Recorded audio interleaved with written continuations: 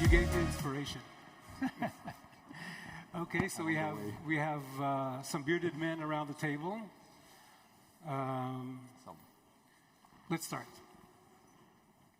Paul, Edahn. Reassure us, scare us. Are we, as the banker in the group, let's start with strict economy, nothing to do with diamonds. Are we heading into a recession, yes or no? That's a fun question to start with. I think everybody agrees that it's not looking very positive, and the global economy is not in the best of shapes. Especially Europe, I believe, is struggling a bit. We feel the heat more of what's happening in the Ukrainian conflict than other parts of the world, and that is hurting our inflation. So it's a very difficult exercise that currently the central banks have to go through to increase interest rates, to push down the inflation, at the same moment make sure that you don't hurt the economy too much. So it's a very complicated scenario that we see currently. I think if you look at it more on a global level, America, I don't really know what to say about it. I think it's currently still okay-ish, but it can go both ways. China is a black box currently. We don't really know what's happening over there. And I think a lot will depend, especially if I now look at our industry, then I believe that the future of our industry in the next couple of months, let's look ahead 6 months, because it's already extremely difficult to look further than that. I believe that a lot will depend on whether China will open or not. If China opens, then I believe that we can bring the inventory levels a bit down in our industry, and then there will be again some oxygen. But currently, from what I hear, inventories are extremely high, and especially dossiers, those type of goods, better quality goods that normally sell in the Far East in China, are not moving at all. So people have to be cautious in their buying behavior to make sure that they don't have an issue when that market doesn't open up. So am I going to give you the answer, are we heading into a recession, yes or no? I wish I knew. It's a never provide a forecast that you It's the billion-dollar question. I don't have the answer to it, but for sure there's a lot of caution advised. Absolutely. So let's be pessimistic for a moment, and because we may run into that situation. It's better to have an unused umbrella than to be caught in the rain. How would that impact the industry? Like I said, inventories are high, so people will need to be agile. They need to be able to amend themselves, adjust themselves to the changing environment. So depending on what will happen, they can choose what products to purchase, and from there go on. We are, as a bank, our portfolio, we feel relatively comfortable with the customers that we have. We have been rather picky in who we onboard, and I don't think there's any substantial issues right now. People have made a lot of money in 2020, 2021, and I'm sure that there's sufficient buffers there. But of course, you still need to digest losses when they come. So we will ask for transparency, we will have, as we always do, we'll have our discussions with our customers and try to highlight whatever issues might be, and then see whether any actions need to be taken by us as a bank in our borrowing portfolio. But currently, everybody still seems to be in a decent health, so I'm not too concerned yet. Yeah. Could I? Sorry. Yes. Can I answer that? I think our industry is much more nuanced than whether there's a recession coming or not. The luxury market has largely been protected from economic recessions. And I think I mentioned it this morning. I always feel that our industry is waiting for something else to happen to us. We sit here like it's not within our capability to change things. Now, a recession will impact on whether we can grow as much or not. But if you look at the luxury industry, they're not predicting a downturn at the moment, whether it's cars or luxury goods or anything like that. So I don't know whether it's because we're a male-dominated industry that we are naturally pessimistic. It's funny, I only ever hear men in our industry being pessimistic. I never hear the women in our industry being pessimistic. They are always enthusiastic and believe in it. So I just want to kind of add to that I think everyone treats these economic eventualities like it's got to impact on us. But if we get things right, then I think that, like the luxury industry, we can compensate for it. Not wholly. It's going to have an impact on it, but we shouldn't be sitting here waiting for external economic factors to determine our future. Absolutely. So in other words, we need to be prepared. It's to understand the nuances, and again, we tend to lump all of these things into a bucket. You know, is there a recession? Is it up or down? If there's a recession, our industry will go down accordingly. But for me, it's much more nuanced than that. The bulk of what we're selling is to a specific audience. Yes. And that audience, certainly in the US, I'm based out of New York. The audience in the US, it isn't being as impacted at the high end of the market. It's being impacted at the lower end of the market with higher fuel costs, things like that. So our temptation is always to anticipate pessimistically. But I think we've got to be far better understanding of the consumer and the nuances of who we are to really understand what the impact is going to be of any external factors on our industry. Yes. I agree to a certain extent, because middle class is only expected to grow. If you look at 10 years from now, if you look at numbers, middle class is going to grow substantially, especially in China, India. So I think the consumer base is there. The input of REF is not going to increase significantly. I mean, that's quite certain. So if you can keep those people at that middle class interested in our products, and indeed, like you say correctly, the higher middle class and the higher classes are less affected by such issues, economical issues, than people worrying about being able to pay for their electricity bills, etc., etc. Then I believe that indeed there's still a lot of room. There's a huge amount of people who you can make interested in our products. And then we come to your line of business. Yeah, I shouldn't have taken that on, should I? Then I feel No, feel like the responsibility is mine. I didn't want to intervene, but there is always different opinions. Yeah.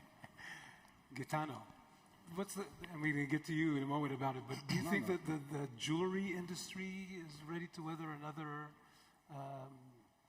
storm now so close to COVID? Before I answer your question, I would like to express my deep appreciation for this gentleman, David, and the other gentleman, Ari, the entire board of directors of AWDC and all the team for this wonderful event. Absolutely. In this exceptional venue. So you deserve a round of applause. Thank you very much. Thank you.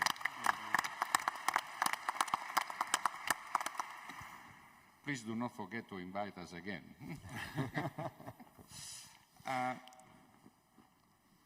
I think that we will have and we have to face several storms in the future. Yes. We start with the COVID, and I cannot forget that I land in Milano on February 24th, 2020, from Dubai, and I found an entire line of Red Cross people with all this new technology to measure the temperature, and I said, wow. When I was in the car, meanwhile the driver was bringing me home, I called my wife, I said, I think that all the intercontinental flights I was going to cancel, which I did. But what's happened in that moment? And let me remind to myself and all of us, all those that lost their lives. We have lost a lot of friends.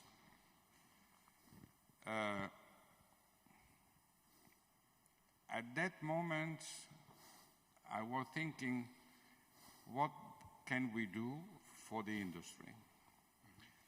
Because, you know, in CIBJO we represent several countries and members. Immediately, a couple of days later, Rob Bates called me because Italy was second to China for the violence of this virus. The people was dying more than 1,000 a day. And in Milano, I was in the center of the red zone. I didn't go out from home for months. So he calls me and say, what's going on? And in the meantime, I called several people around the world, China, India, United States, wherever, and they were calling me. And then we start moving on, offering our support in the sense that we start our webinars. So we took full knowledge, at least I myself, but my technical people, they were aware how to use the modern tools. And we did it. Calling each other, just to cut the long story short, what's happened at the time, because the COVID, I had the real feeling that we were finally starting to be a community. True. Which is not secondary in our industry, because we have to act as a community in every single sense. We have heard about sustainability. 17 goals. We put the 17 goals, on the wall, and we look what we have done, what can we do, what is our personal, individual contribution to the 17 goals, what can we do more. So each one of us individually has to contribute in that. I can tell you what myself and CIBJO did, but otherwise it would be too long. But certainly we have started with the goal number 1, eradicate poverty. Yes. So we have set, and we have launched a couple of days ago in Vicenza during the fair, the sustainability program for sustainability officer. Is a profession that up to now certificated, so is something important with an Anglo-American company that is present in 57 countries in the world with 48,000 people working for them. And this is something offered to the industry for a few hundred euros, because I have heavily requested a very political cost for small and medium companies, because obviously the big brands and the big companies, they have a number of lawyers they can do easily. We have done also for women. I have enjoyed our honorable ministers and the representative of the world of Africa. And I say the world of Africa because Africa is a world where we have... You're answering all my future questions. But go ahead, please. Okay. Thank you very much. So we have prepared and we have worked since the last 3 years, and now in Zambia is going to be launched from the sub-Saharan countries down to South Africa and Botswana and Namibia and all these countries, especially for women, so gender equality, not only women, but especially for women. Yes. We have launched activity in order that the young generation students may learn more about what are the tools of jewelry. Why? Because we need it. Yes. Because it's simple, it's essential for us. That's why, coming back to the principle and the concept of community, I believe that each other, we have to talk each other. We do not have to have any ego. At my age, ego is over since long time. So I look forward to talk to each one of you and your friends in order to develop better our industry, because this industry is fantastic. Yes. It's shining, such as the cufflinks of David.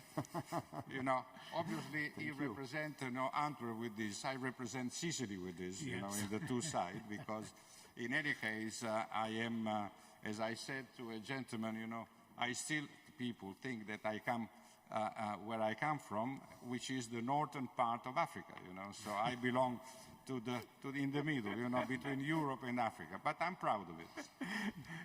So you talked about, you turned to David and you asked him about his cufflinks. So, David, you have your feet in both parts of the industry, in loose trading and in retail.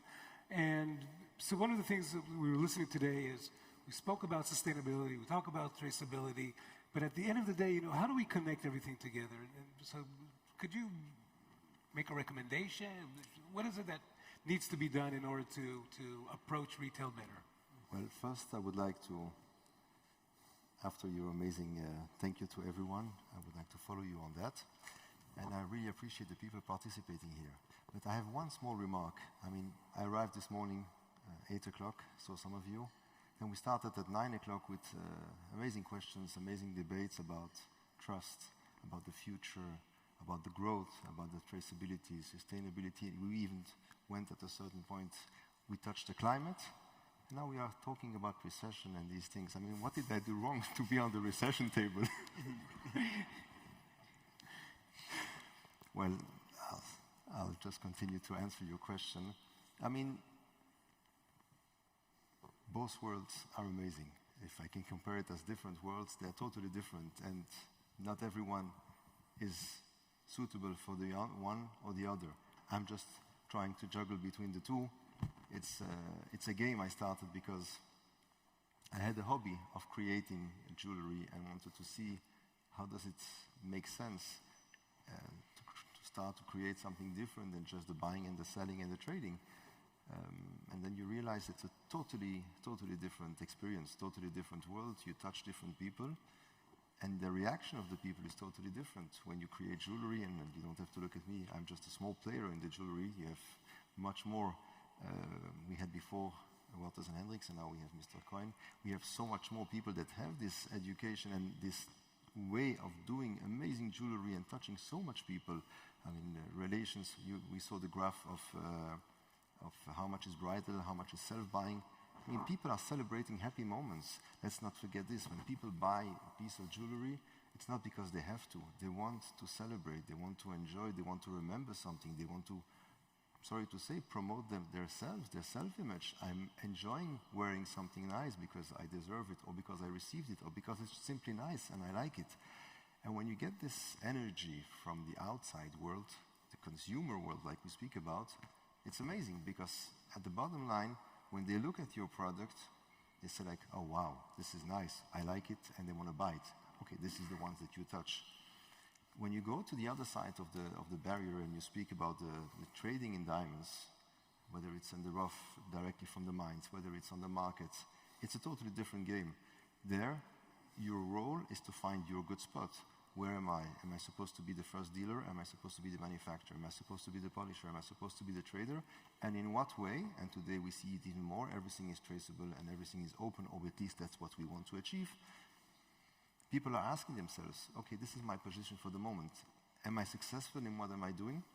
Am I in the right place in what I am doing? Should I move higher, lower, midstream, upstream? Where should I really be? Because if we compare the industry to what it was when I started, and that's not so long ago, some companies did everything, and they grow and they became even better and bigger. But some companies were small players, and they could buy a stone and sell a stone, and this was the whole business activity for every day. And for this, they would be happy and they could live in a normal way.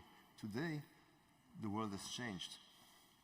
Everything is transparent. You look for a stone, you go online. You want to sell a stone, you go also online. You have so much people, everything is open. We are in Antwerp, yes, we import so much rough and we sell so much polished. But the world has become, certainly the diamond world, such a small place where everyone can be with everyone in contact just by sending a WhatsApp. Do you have this stone available? What's the price? What's the last price? Because your competitor is giving me 1 rep less and he's giving me 65 days and you are giving me 45 days, or sorry to say 120 and 180, and let's not continue to this. And at a certain point, you see people or companies pushing themselves just to get this last client, not even considering what is important. Because we all want to create a better world, and we all want to be happy what we're doing, and we love our job. But take in consideration, if you are every day waking up in the morning and the only thing that you say is, how can I make sure that I pay on time my bills, and the 60 days has to be exact 60 days, because if he pays 2 days too late, I cannot make my business work anymore, then you are in the wrong field. And then this is something that I think after Corona people must, the world, some people said reset or you changed. We have all to look into our own business and to decide, are we in the right position to continue like we were working? And if yes, then continue and make it grow much 10 times bigger and attract the right people to make it grow together with you. Is it the bank because you need financing? Is it salespeople? Is it buyers? You cannot do everything alone. But if you realize, no, my business model is not the right model, yeah, maybe if you like working in the diamonds because you know this and this is what you have been doing all your life, just adapt. There is place for everyone in the industry, but you have to know what is your place and what is the contribution that you can make to the market. So, I mean, there are two main points that I take out of this. The recession. Can we have a recording? Well, first of all, you, in a way, you alluded to commoditization that David has been talked about a couple of times today. But the other one is that we need to kind of sell happiness and enjoyment from our jewelry. Roberto, I want to ask you, as a jeweler, as a retailer, is that the important thing?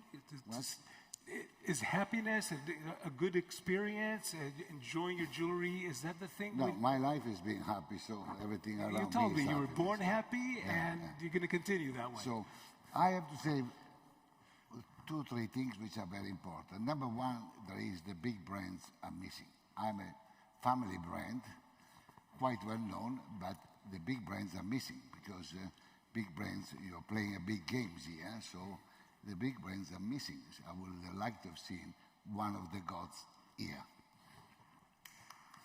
We note it for the next time. Okay. Number 2 is missing very, very important the people which manufacture the jewelry, where we put all your diamonds are made by somebody. Italians, Indians, Thais, it's not important. They are missing. And why are they missing? In what way they're missing? Pardon? In what way are they missing? They're missing because we buy their diamonds, and when the consumer comes, they don't go to them. They come to us. We are responsible, not them. So manufacturers are missing. Number 3, I just want to conclude the points.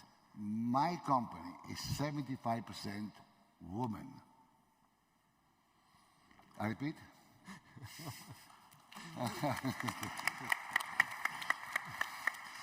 So women, yes, have always been important in our family, in our companies, so they've always been important. So then we go, you say, is the business going well, not well? So we've been living 2 years as a bubble. None of us done anything special to be able to have this surprising, you know what I mean, increase in business. I've not invented a new marketing strategy. They've not invented diamonds, you know, and new diamonds and so on. Let's say we had a lucky strike. Yeah. My important people at the New York Exchange, they say we were number 12 as desire of each family jewelry. We went today to 5. And they predicted, I'm going to say to you because might as well say, that from September this year, we will go back to number 10, which means approximately 2019 plus 10% plus the new market. So we have to pay attention to this glory which we are facing today. Of course, my duty is to increase it, but we have to be with the foot on the ground. So other things which I heard today, which is rather surprising, truth, trust, credible, responsibility, sustainable, real, natural, transparent, environment, authenticity. Sugar, I've done all this my life. I thought this is old. This is it's a tall order. I mean, we're talking about the same thing. And to create a brand, I had to follow these kind of things in my own manner. I had to follow. I joined World Diamond Council. We were one of the two founders, actually, in fact. CIBJO even before. RJC, you know what I mean? And I thought it was a duty to do so, to learn, you know, because I'm a jeweler by mistake. I make jewelry and I sparkle my jewelry with diamonds. I'm not a big diamond dealer.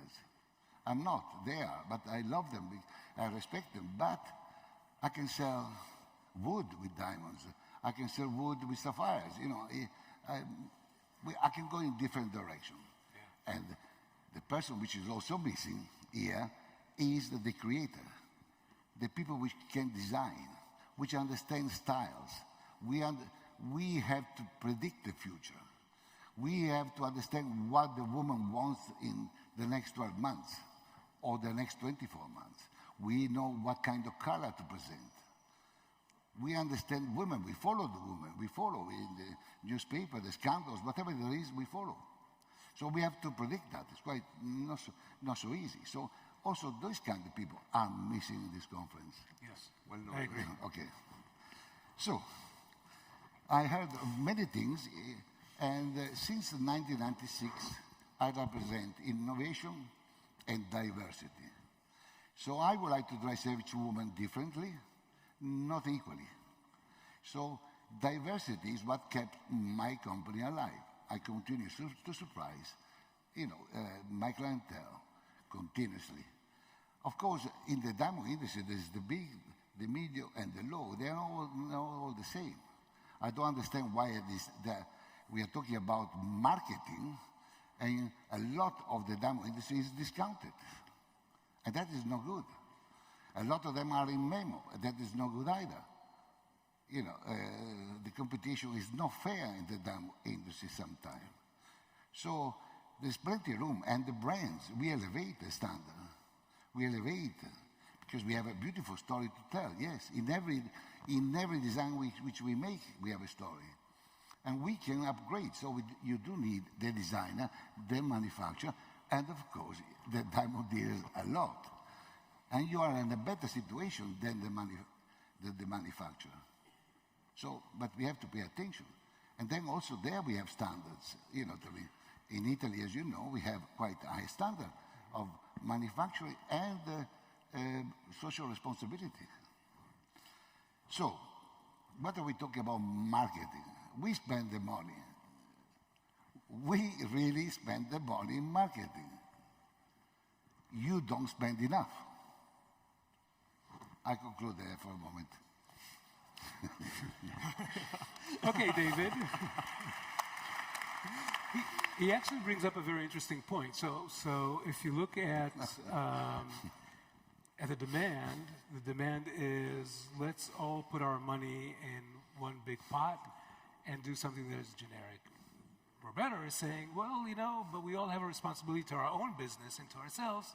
And my brand is my brand, and it's different than your brand. And maybe the call really should be, you know, promote your own, invest in that. Yeah, and I think you're absolutely right. But our industry is unusual. I think the numbers are somewhere between 15 and 20% of this industry is what I would call branded jewelry. And they are doing a wonderful job promoting their own brand, and they're promoting diamond jewelry. So what Roberto is saying, I completely agree with. But where we are different is that 75 to 80% of our industry is what I would call unbranded. And when you think about it, there's no other category in the world like that. If you go to a grocery store, probably 95% of what you put in your grocery basket has got a brand identity to it, a value to it that is over and above the commodity that you're buying. So that's the unique thing about our industry. It's been created over many decades with the support of De Beers, of course.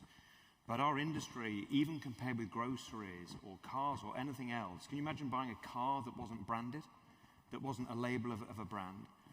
So I look at it slightly different. For me, natural diamonds is the brand. And a brand for me is anything that carries values over and above the pure purposefulness of the product. So we are a brand. My brand isn't the Natural Diamond Council. My brand is natural diamonds, is the values of natural diamonds. So as I come back to we are very fortunate that brands like Roberto, like the luxury brands, have all been investing heavily in this market, because without them, we would have nothing. We've left them to do the heavy lifting. We've made them responsible for it, and they can't do it all themselves on everyone else's behalf. I mentioned earlier this morning in my presentation that even retailers that are spending money on marketing, honestly, if they're spending money on 50% off marketing, that's not marketing that benefits the industry. That's marketing that reduces the dream and the value of what we're selling. The halo effect, right? So the halo effect can be negative as well as positive. Yes. There. So for me, it's the unique property. When people say to me, what does the Natural Diamond Council do, who are outside the industry, there isn't a comparison really in any other product. The closest comparison would be something like a tourist board that is promoting lots of independent businesses in a particular geographic area for the greater good of all of the businesses there. So for me, it's not a question of whether it's Roberto Coin and the luxury brands that are spending all the money and not everybody else. The other 75 to 80% of the business has to contribute. There's no way around it. If not, they can't carry the weight, and neither should they. They are looking after their own brand, and we are very fortunate that we get the benefit of that for the investments they do. But they're investing the money, and everybody else is seeking to, without contributing, to get the benefit from that. And is that why the compounded growth rate of luxury sales more than double that of what we see with diamond jewelry? I think it's the major contributing factor. I mean, there's always other factors in there as well, but I think it's the major contributing factor. There's not enough investment in marketing. And for me, it's not even about price point. If you look at fragrances, so average price points of a fragrance bottle, $50 to $70. It's not a luxury from a price point positioning. But when you buy fragrances, you are buying a luxury because it's all about the dream and what that fragrance stands for. It's not about the liquid that's in the bottle there. So for me, it's so obvious, and I know it's not for everybody. For me, it's so obvious. I used to work for Ralph Lauren for 15 years, and used to have same discussions there, believe it or not. We had CFOs, we had business people saying, why do we need to invest? We've got global recognition. And I'd say to them, I said, look, if I'm wearing a polo shirt with a polo player on it, what is that polo shirt worth without that polo player on it? What's that shirt worth if I went to buy it from any other retailer? And it's probably worth about, absolutely, I'll be fair, 10 to 20% of the retail price of what Ralph Lauren is charging for it. Because Ralph Lauren has built up all of this equity, you're buying into a dream. That is very true, but I prefer to wear our logo, to be honest. That's true. The industry has to pay truly attention. Who is the advertiser or not? That's why I wish there was the bigger boys than me. Yes. The only difference from them and me, I can decide in 3 seconds, and they have to have a meeting. But that is slightly the difference. But to create a brand like we do, we really love the industry. We have all the problems. It's like we had the problem of the laboratory diamonds and the real diamonds. Do you know I had to take all the stock from all my clients to check out if, just in case any laboratory diamonds went in my jewelry? Is this correct that I have to do that?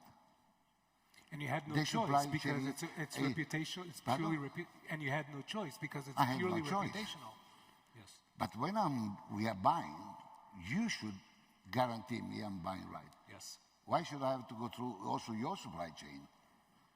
Mine should start from where I start. Yes. So the reason why I'm speaking also for the normal manufacturing industry, not only for me. Why should they have to check that?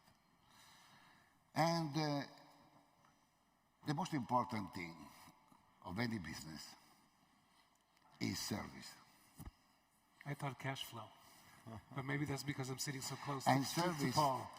We can sell anything. We are selling jewelry. But service, being an ex-hotelier, I do like to service clients. I like them truly to feel happy. And service is not being mentioned. Service in America is the number one by far. Then also, coincidentally, you said jewelry. Yes.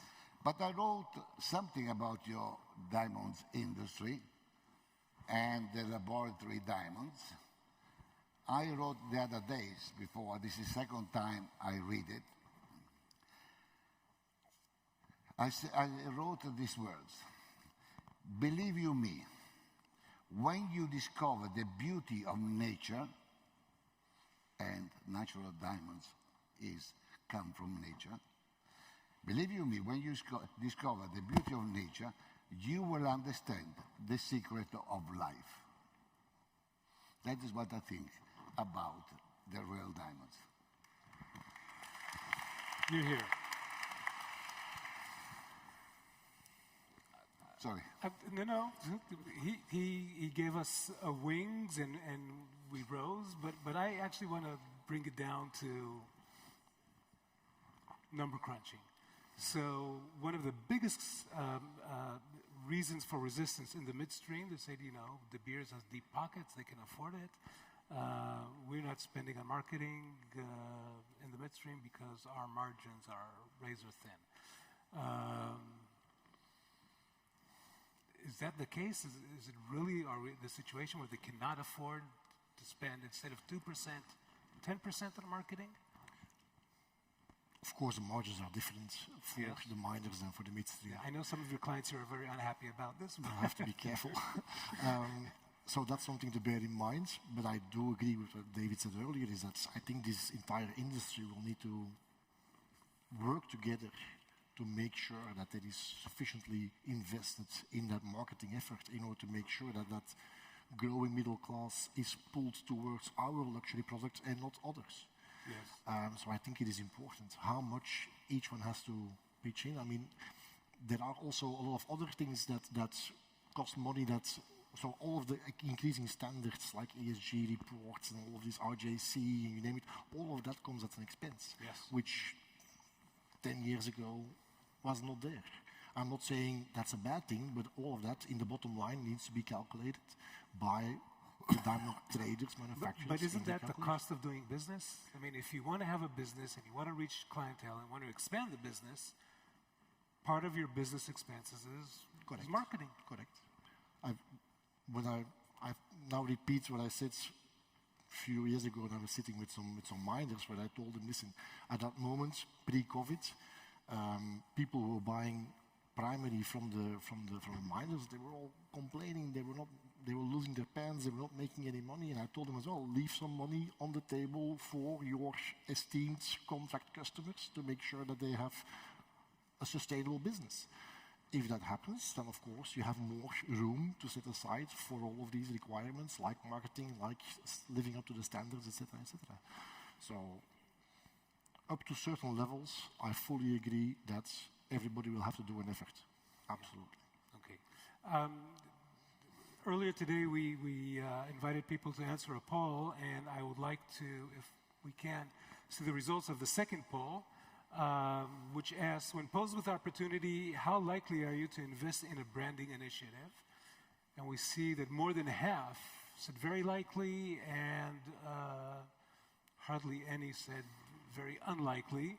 So, Edahn, I think we need to know who the 53% are. Yeah, I think we need a show of hands so I can quickly take names. So, I David, don't believe it. I don't believe that. Why?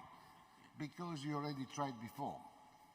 De Beers asked everybody to brand themselves 20 years ago, whatever. Supply of choice, They all yes. say yes, and a few. Thank God somebody's done it. Can you put back the slide, the question you had? Yes, can we have it back again? Well, we are very, I'm speaking as a diamond dealer, we are very practical. And when we see a question, we cut it in two, and certainly when there is a comma.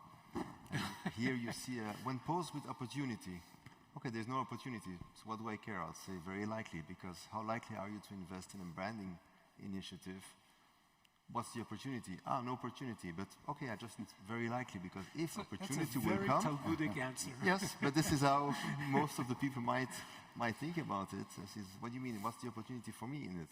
Oh, let the others invest.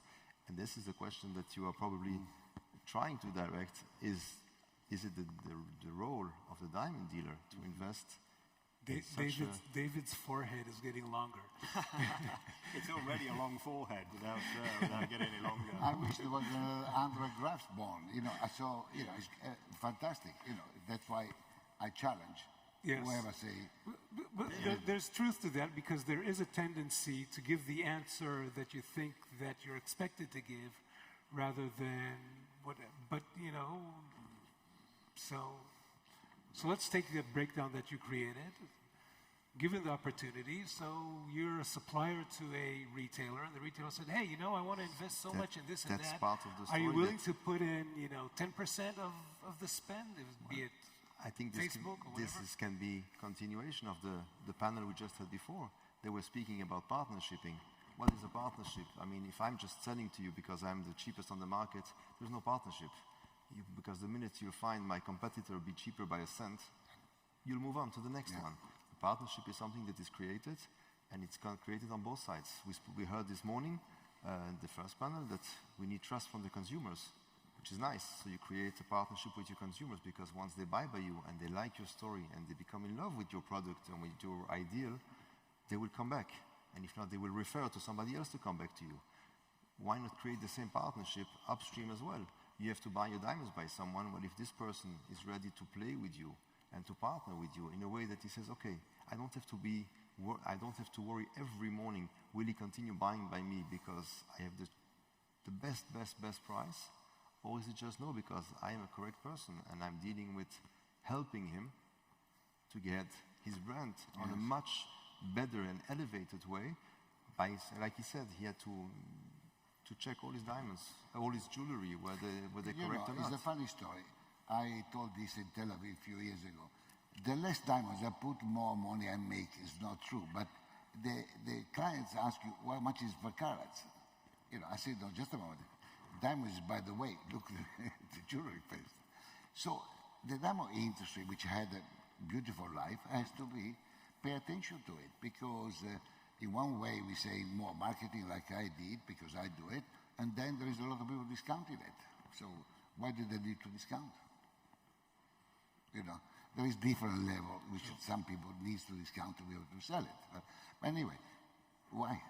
And then to create a brand, you give your life to it. Work 24 hours. Requires dedication. You pay attention to every details. We don't have one problem which we have not solved. We entertain the people. It's a different life, which I will repeat, by the way, because I liked it. but that's a very good point. Branding is a long distance commitment, total commitment. effort, and we can't do it haphazardly. When Iris asked that question in the second panel, I was asking myself the same question. So what makes for a successful partnership? And I think the answer, at least for me, is the exchange of satisfaction. You both walk into a partnership because there is a need that needs to be addressed. And your hope is that by entering that partnership, you will be able to get what you want. And it has to work both ways. That's the only thing that will sustain a partnership. So if we're talking about a retailer that works with a supplier, the supplier can simply state, hope, close a deal that says, I'm not going to give you the lowest price to the cent. I'm going to be a cent cheaper than anybody else. But what I can give you is the kind of support that maybe you need and you don't see that you need, and that is in helping you sell to your customers by, as I mentioned earlier, marketing, whatever it takes. It starts even one step earlier. It's first of all diamond education. I mean, you walk into a shop, how many people know exactly what the diamonds are that they're buying? Like we said, if you are the supplier and you are selling it, why wouldn't the supplier sit together with the people and explain them, this is what this is your natural diamonds. This is why we are giving it to you, because we believe in our product is the best product that there is, and it's the nicest product that there is, and they explain also why and from where it comes. the clientele which where we sell diamond, they trust us totally. They trust the brand. They don't ask us too many questions. We tell them what there is, and whatever we tell them it is, they totally trust us. Not many other questions is asked. Is what also my good friend Ravi said before. He understands. The client doesn't go in and ask all this question. It is our duty to tell them what he's going to buy. You know what I mean? And we tell them.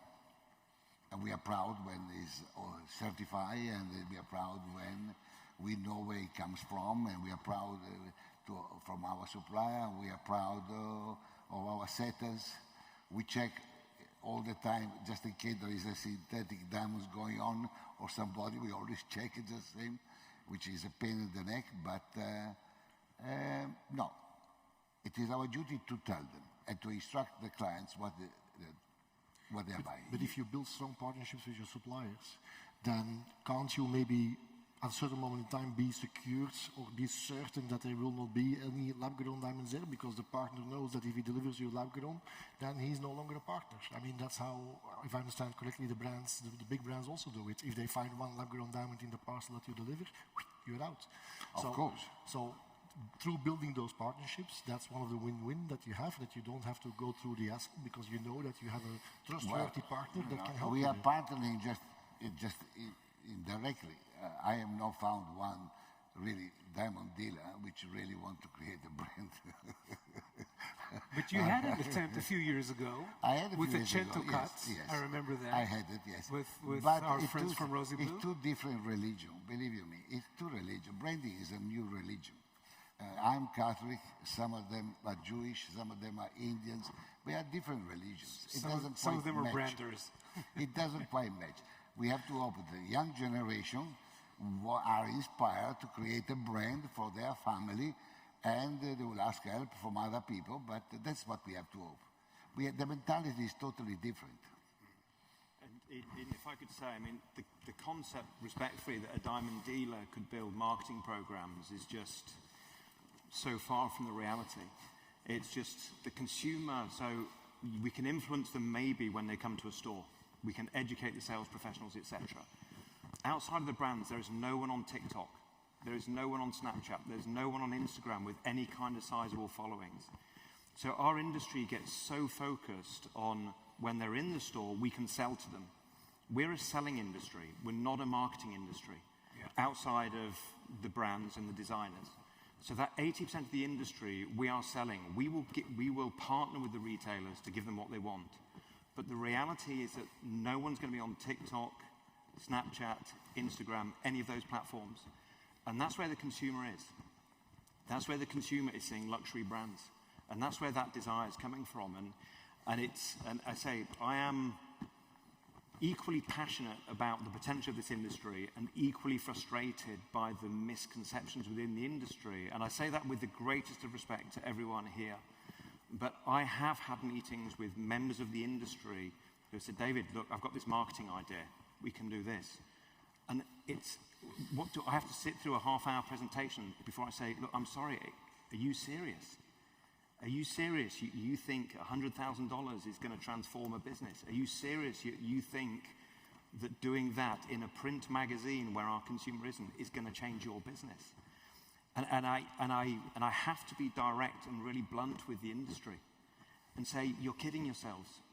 You're absolutely kidding yourselves. I see major retailers who suddenly put a head merchant as the CMO, the head of marketing.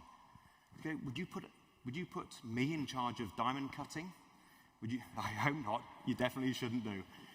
Marketing now is a highly technical expertise to understand these platforms, to create content every hour, every day, across that whole ecosystem that I showed earlier on.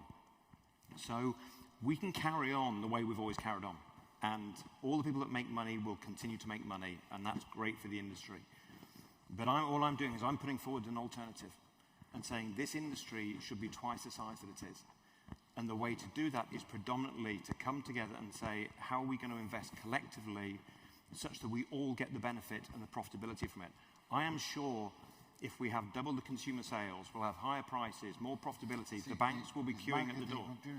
Yeah, it is, but I can't do it without the Think about resources. it. He's passionate about it, Yeah, which is yeah. exactly what But we need. You can't we do can't it do it without without passion. resources. Beautiful, beautiful. You know, I only have one But you thing. know, a friend asked me the other day, Yeah. how come we don't see companies appoint chief of customers? Somebody that their sole focus is how do we make our customer happy and serve them exactly what they need, and then bring it into the conversation inside the company. It's like, okay, we need to align something to fit into that thing. Yeah, I mean, the job we've got to do is to drive consumers into the stores. That's the predominant role of advertising and marketing. Then it comes down to the sales professionals, the training, the product, the collections. That's the part of the funnel that advertising and marketing does. So we can all sit here and say the consumer isn't, and it's a weird thing. I say to trainees in marketing, I say, look, what you'll understand is that if business is fantastic, it's the sales teams, it's the merchandising teams, it's the product innovation teams, it's everybody else. It's not marketing. The minute business is bad, it'll be nobody else. They've done their job. It'll be the role of marketing and advertising because you're not driving enough consumers into my stores. Yeah. And it's something that I'm older now. I accept that. The brand brings to your store the clientele. This is our duty to make sure that they go. Absolutely. David, I see you slowly, something is brewing. I don't know what it is. I'm absorbing. Listen, I'm just trying to create my own brand for the last few years, and I'm learning so much. It's amazing. I'm just jealous that you have a paper and pen. I could, if I would have one now, I would have written down so many points already that I have to remember for tomorrow when I start to go back to the office. But no, what I'm saying is, for sure, you're right, and marketing and branding is not something easy, and of course, it's not done that if you are a jeweler or if you have a brand, of course, that you will invest so much in this, and that you will try to change the whole way that people look only up to your brand and that they understand what you're doing for. This is how you want your brand to be seen, and this is what you're fighting for. This is not the same when you're just selling a product as a midstream. It's not the same idea at all. You're not, sorry to say, you might be in love with the product, but you're not in love with the story around it in the same way that you are when you create a jewelry that you want to touch someone. It's not the same, and you cannot market it in the same way. And I totally agree with what you say. Not everyone can become a marketeer. It's not, I mean, we all have our way that we see things and that we say, oh, this is the way we should go forward with it. And it's nice, sometimes it succeeds, but 90% you might be wrong because you never understood this. It's a job on itself. The question is, where is our role as a diamond industry to be there on the marketing side? It's a big question because we all want to play the right track. I mean, we heard the whole day, we heard all these things, and the only thing that everybody says is, we want to be correct, we want to be sustainable, we want to be transparent, we want to be part of all the associations that exist. Exactly that. But how do we, as a diamond trading and not as jewelers, how do we, as diamond traders, use all these elements that we have to bring it forward, whether it's to you as a buyer to create jeweler, or as the last... Brand is a lifetime. You're going to be checked for in thousands of ways by the consumer. A brand is never born 5 years. Those brands are like this, like this. I try to create a brand to pass on to my, proudly to my next generation. So one thing you don't look is how much profit you make. We don't represent profit, we spend it. And I'm hoping that one day we will make a little bit more. Branding not necessarily is really making money. But I was rich since I was 8 years old. I felt rich, so I've always been rich, regardless. Okay, nice. So I don't represent money. But one thing for sure, I have this big issue, I have to say, I am sorry. Let's clarify about laboratory diamonds, okay, which they can have a great future. My son believes in it, and I say, do your own company. I give you all the money you want to, you do that. But Roberto Coin will never do it. Okay? Not because you are diamond dealers. This is what I believe. But I will never do it. And we have to be careful because it seems like that one day we're going to make a robot man. We're going to call it a man. You know what I mean? A laboratory is a laboratory. It's not natural, correct? So we have to identify. Swarovski made a fortune on glass. And you can make a fortune in laboratory diamonds. But for the sake of the consumer, and for the sake of everybody, it's better if we clarify that once and for all, and they all will benefit. If we don't create this, we will both, will slowly lose their trust. I believe it was Dilip Mehta that once said that the brilliance of Swarovski is that they took glass and they turned it into diamonds. I told him that. And we took diamonds and turned them into glass. Yeah. Anyway, so that is a very clear point. Gaetano, you're unusually quiet. I'm listening. Learning. I am listening. Yes. He is the president of, so he knows it all, but he is also listening.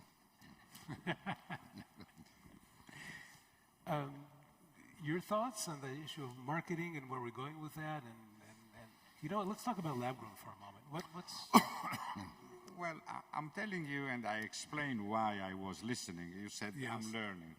I'm always learning. I was thinking at school that when I had to go to my exam, I finished to learn.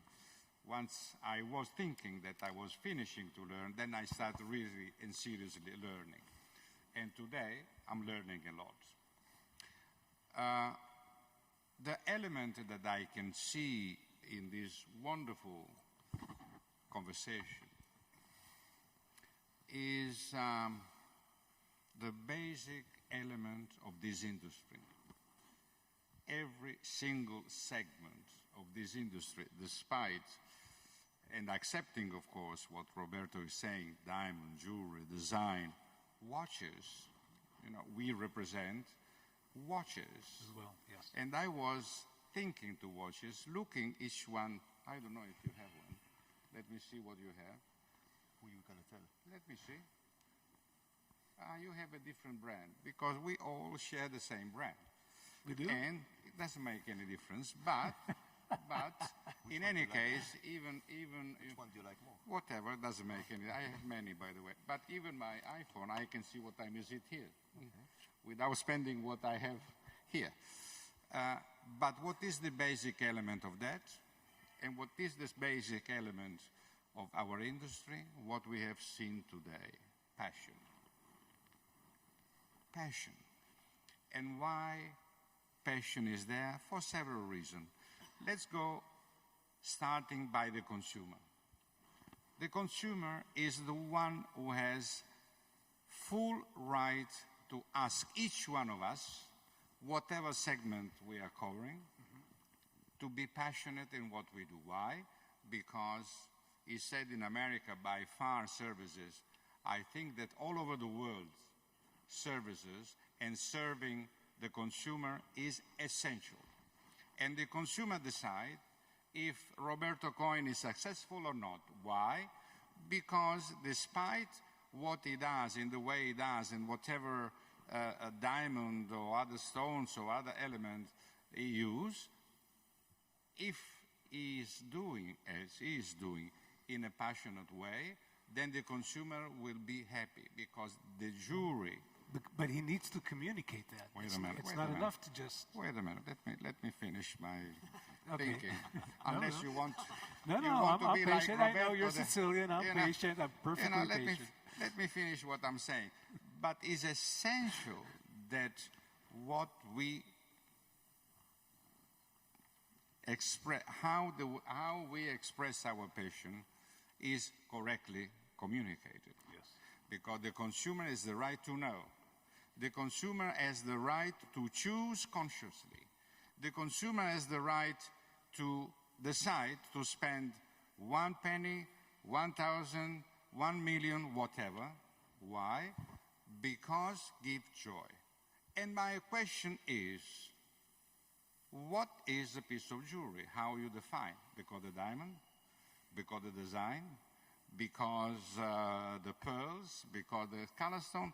No, even a single gold band is a piece of jewelry. Why? Because you have to express and communicate to the consumer that even a simple gold band is the result of the passion of many people, the miners, those who are transforming,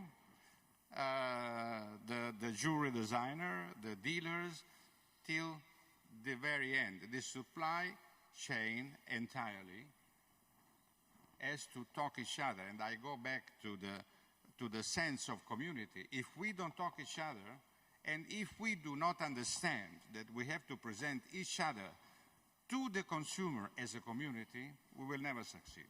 We continue one by one. Okay, go. Arrivederci. Go. Bye. And I think that's the you know, we're called bridging. I forget the name of the panel. Bridges is part of it, and what you're really saying is that it's essential for every component in the pipeline to understand that at the end of the day, we're operating at the discretion of the consumer, and we need to constantly direct our thoughts, our activities onto their desires and what is it that they're willing to accept. This is not an individual game. You know, this is a team game. Team, yes. And if we are not feeling each other as part of the team, then good luck. But it's better that we stay as a team, because it's the only way to go forward. Because only the capacity and the capacity to express this passion towards our consumer will give us the opportunity to gain, you know, new share market, new area, new things. Because you can see during the COVID, you know, the jewelry industry, despite diamond, gold, whatever, the jewelry industry has grown dramatically. Why? Because the people want to be happy. Yes. And we have to supply their happiness, despite what is the cost. They don't care about the cost. David said the same. That's why, you know, what he said, but Roberto was saying also things, as David, I don't want to please anyone, but certainly we have to do exactly what is needed. And if we are not ready to change, we will go backwards instead to go forward.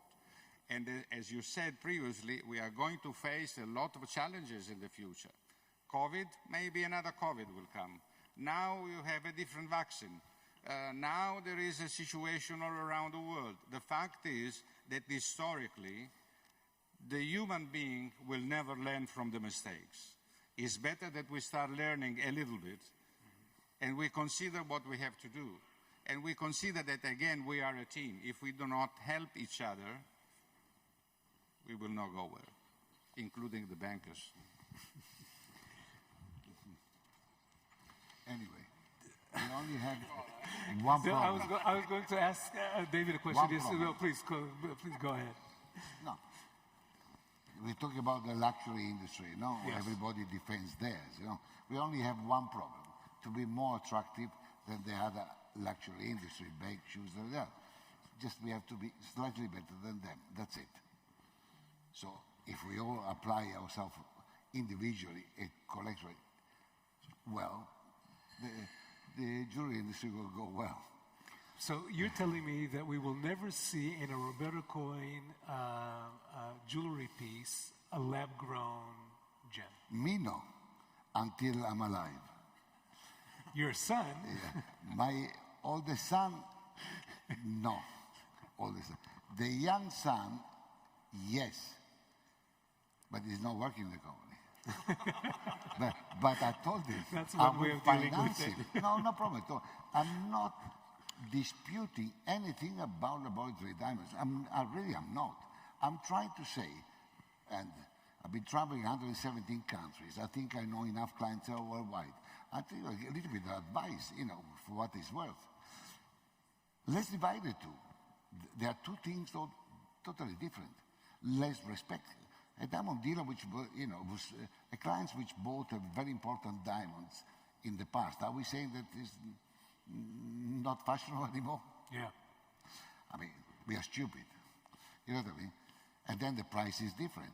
You know, when you resell real diamonds, you get something. If you resell a laboratory diamonds, probably you get probably not. And people don't understand the prices. And the laboratory diamonds, the dealers making more money. But let's not go into too much into it. Let's separate them. They're two things altogether. Let's not go against each other, but let's be clear within each other. You know, David, listening to the discussion around the table, one of the things that strikes me is that we're talking about two different approaches. One approach, that looks familiar. One approach says, and you're advocating it, we need to talk about qualities and characteristics of desire in order to tap into something that will allow jewelry sales. And I think that David, and in the way Roberto, are saying, look, but really, oftentimes we find ourselves dealing with questions of, is there a discount? What is the exact price? And we know that oftentimes a consumer walks into a store and their questions are about these, characteristics. So what is the rep price? Why should I be more interested in H than in a J color diamond? What is, tell me about the discount. What is the pricing, what you really say, and correct me if I'm wrong, what you're really saying is we need to turn that discussion around, but we need to change the discussion around not inside the diamond industry, but rather in the consumer market. We have to tell consumers that when you're looking at jewelry, you should have something completely different in mind. Yeah, I mean, we, a number of times in the discussions this morning, people were saying, look, we've got to tell the consumer this. We've got to tell the consumer about this. We've got to speak to them about where it comes from. And then the conversation stops. Because it's kind of, well, who's going to do that? Where's the resource going to come from? So it's very easy for everyone to sit there and say, this is what we've got to do. We can cross our arms and say, I've done my bit. I've said what we've got to do. Yes. But the reality of it is that you've got to have the platforms to be able to do that. So then, to your point, is that the consumer comes in and asks the details of things when they're not confident in what they're buying. No one goes into a Louis Vuitton store and asks, can I get a discount on this? No one goes into Cartier store and says, oh, well, I need to check where that's from, etc. Have you done that? Because they trust. They trust in it. They're buying into the vision that the brand, the designer has for it. And you will never see on a Cartier, on the display, the window outside, a big red sign that says, 10% off. Yeah. And it's just unimaginable. That's right, of course. And that's where, because the minute you do that, the consumer says, well, why would I pay full price if I know that if I wait 3 weeks, I'm going to buy it at a discount? I mean, it's completely contrary to brand and positioning. Even fragrances, as I said, $50 bottles of fragrances. You won't go into any department store in the world and find most of your major fragrances on discount. It's just not, it's not how you build up. If you don't believe in yourself, you're never going to get other people to believe in you. Is my view on this, is that if we don't believe in what we do and we don't present that to the consumer, you're never going to convince the consumer to believe in you. So it's why all of those, when I first joined what was then the Diamond Producers Association, it was kind of, I'd never worked for an industry body before, I'd never worked in the diamond industry before, I'd only ever worked for brands selling products. And I was thinking, well, okay, this is completely different. I don't have a product or a collection to sell like Roberto would have. And it was kind of, yeah, but that's even better for me, because it means I can celebrate everything that's great in this industry, but I've got to have the platforms to do it. I looked at our website, we were getting 1 million visitors a year into our website. That's not going to change the world. So we had to say, okay, how do we get 100 million visitors into our website a year? And if, you've got to be talking at that kind of scale to have influence and impact on it. So that's where it's kind of, I think we're all in agreement. The other thing I'd say to Gaetano's comment earlier on about change is the biggest thing that is changing in the world at the moment is the speed at which it changes. We don't have time to sit around and wait to discuss and talk about the change that's happening. It's already happened. TikTok a year ago was non-existent in the social media platforms. TikTok is now having Facebook, Snapchat, all of these other platforms for dinner in terms of hours spent on there. We don't have the time to talk about it. We really don't. And I would, you think even the iPhone the iPhone was launched in 2008. So all the apps, Facebook, Instagram, all those were like kind of 2008 to 2012. Yeah. So in 10 years, we've forgotten. Am I the only person who has forgotten how to navigate anywhere in a car? You turn up in a city you've never been to before, without currency, without knowing where you're going, without knowing how to get a taxi, and it's all on the end of your phone. And you think back how recently, that's within the last 3 or 4 years that's happened, and yet it is, we don't even stop and think about it now. So the speed at which the consumer, she is changing, is so dramatic. I showed the numbers earlier on. She buying for herself has just grown by 2/3 in just 2 years. We probably also should probably stop them. Stop this, way of, because we are creating monsters. You know what I mean? We have created, the biggest bank in the world which hasn't got a bank, the biggest taxi in the world which hasn't got a taxi. The biggest. Hotel business in the world which doesn't have even a toilet, my hotel. Yeah. We are creating people or a young generation without memory because they don't have to even go to school. Sorry, I forgot what we were talking about. Yeah, they don't have to school. How the speed, they don't need to go to school because they can find out here what. But Roberto, we can't change progress. I mean, and that sometimes I think our industry wants to stop progress. That is a world which somehow or another, I don't like, it has to be controlled. You know what I mean? Roberto, we cannot control the world, and that's one of our challenges in industry. We instead of understanding. I follow you. I'm doing the same thing as you do. Yeah. You know what I mean? So, but can I say I don't like it? Absolutely, absolutely. I think we all feel. That's it. I think we all feel that we've lost control. Yeah. No, I think we, Roberto. I think we all regret the values that we've lost through it. So I think, but it doesn't matter how much we regret it or wish it had come about differently. We cannot change it, and therefore, as an industry, we can either sit here and say we don't like it, so we're not going to change, and etc. Or we have to run headlong into it. We've not talked about things like metaverses and areas like monsters which are unacceptable, because this kind of monsters are a huge company which earns more than Belgium altogether. They are uncontrollable, and most probably they even don't pay tax. So, that we have a big issue. That is almost political. We needed the president of Belgium here. But believe you me, we are creating monsters. This kind of monsters has to be balanced out, because what about we're going to do with the small diamond dealers? Is it only big diamond dealers we want now? But we can't, Roberto, we cannot change the Roberto, we cannot change the monster, and what we have to do is understand the monster and figure out how we successfully you are all a use message. You are young. If we all go like this way, we will end up with that. See, I was the older one in the first panel. Now I'm the youngest in the third panel. I'm sending you messages. I'm a regular Benjamin Button now. For the future. Thank you very much. We're almost done. David, would you? We're concluding here, right? Okay. What are you? Give us our thoughts. Well, look, first of all, I want to say my thanks to the AWDC for organising this. Absolutely. And not least in my short tenure in the industry. It's the first time we've had an industry conference around the consumer. And I think everyone understands now that my belief is the consumer is everything to all of us. And so thank you for organising a conference specifically on this topic.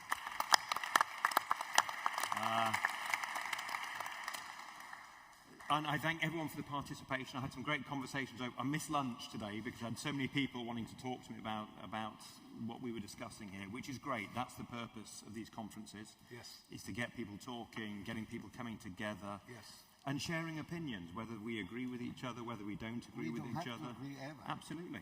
It's like someone said earlier on, a good marriage is knowing how to disagree and being able to communicate. So it's important that we express our opinion. So for me, as I said earlier on, the world, the world is changing so rapidly. And for me, we have to have more women involved. She is the destiny of our industry. As a consumer, as a participant in it, as senior leaders in this industry. She is the future of our industry. And men's jewellery is growing as well, but it's going to be predominantly her. So we have to understand her, we have to understand where she's getting her influences from, and dare I say it again, we have to invest to be able to put our message in front of her. It's being new to the industry. What I found fascinating about this industry is that, you know, we all do our research at home. We go for dinner with friends, and then you ask friends about what you do. And in the world of fashion, if I was sitting next to, you know, a friend or a wife, or you talk about what they're wearing, and they'll talk for maybe 2 or 3 minutes, and they say, "This is what I've got. This is where I bought it from," and then the conversation goes on somewhere else. What I love about the diamond jewelry industry is that if you sit for dinner with someone, you talk to them about their jewelry, the conversation will last the whole dinner time. Because their jewellery is unique to them, both the individual pieces, the way they put it together, and it's almost like an autobiography to them. It's celebrated moments in their lives, for good and for bad, it's rewarded achievements, etc. And that is what makes us so amazing compared with any other luxury good. And for me, we all understand the industry well, it's how we turn that into a language that she understands and says, when I've got $1,000, $2,000 to spend, I don't want the hit bag. You know, that was the last 10 years, to go and get the it bag. I don't want the it bag. I don't want the same bag that everybody else is carrying. I'm me. I'm individual. So for me, diamond jewelry has got so much runway ahead of us. We've just got to be in tune with her. And she is changing so quickly. You know, I'd ask you, daughters, granddaughters, whoever is the millennial in Gen Z in your life, study them. Study them. You might not agree with the amount of time they're spending on the screen, but study them. I'm more up to date to you. You know, you do your job, but the young generation already study. We already have a very strong young generation. Yeah. Yes. Because we do. I have granddaughters. The young generation studied very well. We changed the company tremendously the last really 3 or 4 years. The young generation who do want to buy from ethical brands, they do study the brands very well. Then they choose the one which they like most. Yeah. They would like to buy more often than the parents. They don't want a lifetime jewelry as yet. And they like to buy more often than the parents. And better still, it is most likely that the daughter tell the mother what to wear today, and the grandmother. I'm up to date if you want to. I hope I didn't infer that you weren't. You know, I hope I didn't mean that at all. I disagree in certain thing which is happening, because it's like I invite you for dinner and you eat in your house and I eat in my house. That is modernity. You know? So there's certain things which I don't quite fit in. Yeah.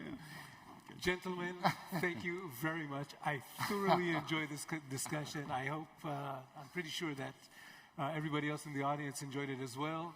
I think they deserve a round of applause, don't they? Thank you.